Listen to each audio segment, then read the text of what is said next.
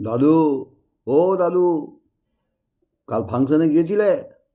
সেলিব্রিটিকে দেখলে? কি বললি? শালির বিটি? শালির বিটি নয় গো দাদু, সেলিব্রিটি। ওসব উচ্চারণ আমার মুখ দিয়ে বেরোবে না। আমি শালির বিটি বলবো। আচ্ছা তাই হলো, কিন্তু কেমন দেখলে বলো? আরে ছ্যা ছ্যা ছ্যা ছ্যা, পরনে কাপড় নেই, বুকে ব্লাউজ নেই, তাদেরকে আবার দেখতে যায়। আমাকে মনে হচ্ছে গঙ্গা চান করতে হবে।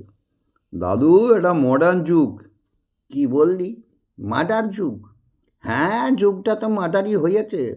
না হলে যার জন্যে ব্লাউজ পরা সেটাই যদি দেখা যায়, তাহলে ওটার পরা কেন? সে কি দাদু, তোমার ভালো লাগেনি? কি করে ভালো লাগবে? একটা ছেলে গান গাইতে উঠল, ঝাঁকড়া ঝাঁকড়া মাথার চুল। আমি ভাবলাম বাউল কি ভক্তিগীতে কিছু গাইবে। ও বাবা, সে যে কি গান করে কিছুই বোঝা যায় না।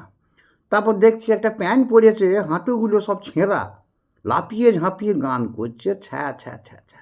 আরে লকাই, ওই মেয়ে মানুষটা এখনও আছে? কেন গো দাদু, দেখা করবে নাকি? ইচ্ছে ছিল কটা কথা শুধুতাম। কি কথা গো দাদু? শুধুতাম তাকে, বলতাম, হ্যাঁ গো মেয়ে, তুমি দূরে জল দাও, শাঁখ বাজাও, তুলসী তলায় পিদিম জ্বালাও। দাদু দেখছি এখনও সেকালই পড়ে আছে।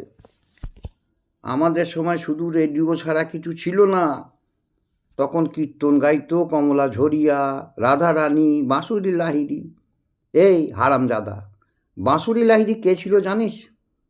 জানি তো, তোমার মাস্তুতো বোন। ও শালা গোমুখু, সে ছিল তোদের বাপি লাহিড়ীর মা।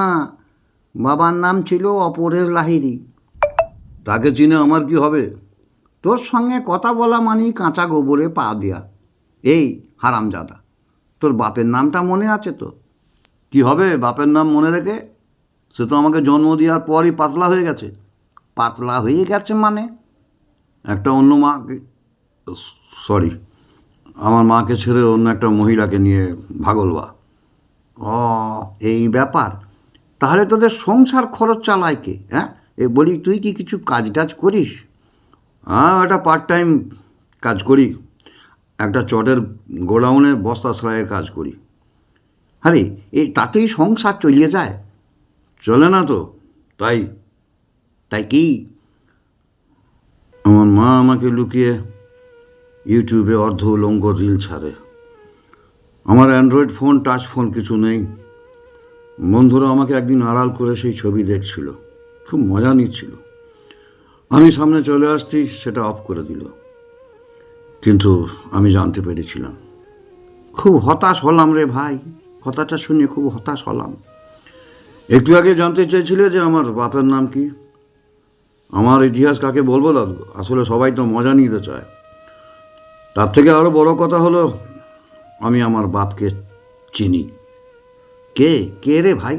বলা যাবে না। বলবো, তবে এখন আমি পার্ট টাইম ওয়ার্কারের কাজ করছি তো।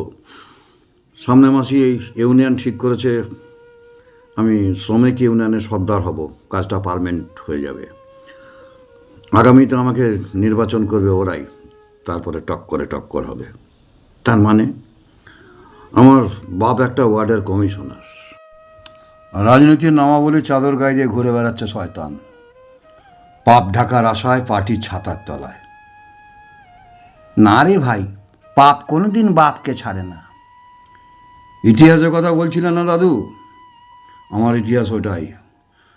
আর যে অবস্থানটার মাথায় দাঁড়িয়ে আছি তার ভৌগোলিক অবস্থানটা ওই যে আমার মায়ের শরীর প্রদর্শন অনলাইনে, আমার মায়ের গতর,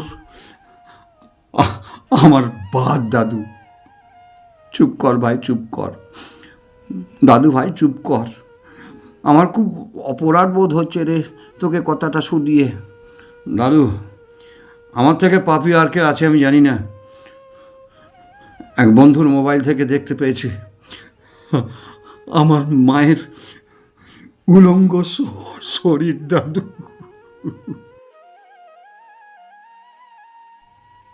কাঁদিস না দাদু ভাই, কাঁদিস না।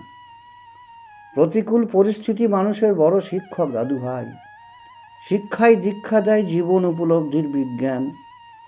মানুষকে দেখে বোঝা যায় না, আমি ভাবতাম তোকে রকায় বসা একটা ফকা ছেলে, তোর ভেতরে যে এত দুঃখ আছে আমার জানা ছিল না দাদু ভাই।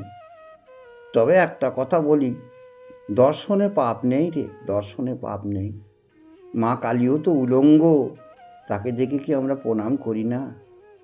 আয় দাদু ভাই আয়, তাকে স্মরণ করে একবার বলি, জয় মা ভবতারিণী, জয় মা ভবতারিণী, জয় মা ভবতারিণী।